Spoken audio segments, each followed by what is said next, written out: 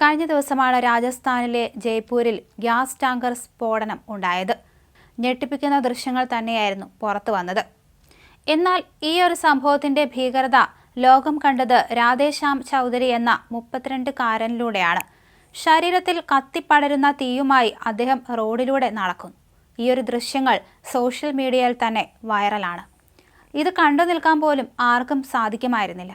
കഴിഞ്ഞ ദിവസമാണ് ജയ്പൂർ അജ്മീർ ദേശീയപാതയിലുണ്ടായ സ്ഫോടനത്തിൽ രാധേശ്യാം ഉൾപ്പെടെ 5 പേർ മരിച്ചത്.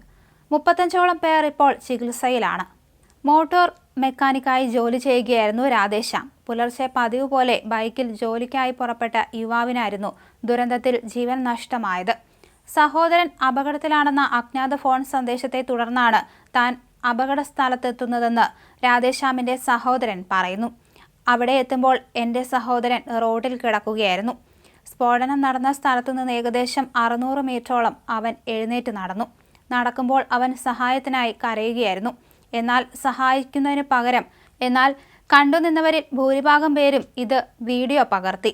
അഖേറാമിന്റെ വാക്കുകൾ ഇടറി. അതേസമയം ആശുപത്രിയിലേക്ക് കൊണ്ടുപോകുമ്പോഴും രാധേശ്യാമിന് ബോധമുണ്ടായിരുന്നു. സംഭവങ്ങൾ കൃത്യമായി തന്നെ യുവാവ് പറഞ്ഞു കൊടുക്കുകയും ചെയ്തു. നിമിഷ നേരം കൊണ്ട് ദേഹത്തേക്ക് തീ പടർന്നതെല്ലാം അവൻ പറയുകയും ചെയ്തു. പൊള്ളലേറ്റിട്ടും സഹോദരനെ വിളിക്കാൻ ആളെ കണ്ടെത്തും വരെ അവൻ ഓടി നടക്കുകയായിരുന്നുവെന്ന് പറയുന്നുണ്ട്.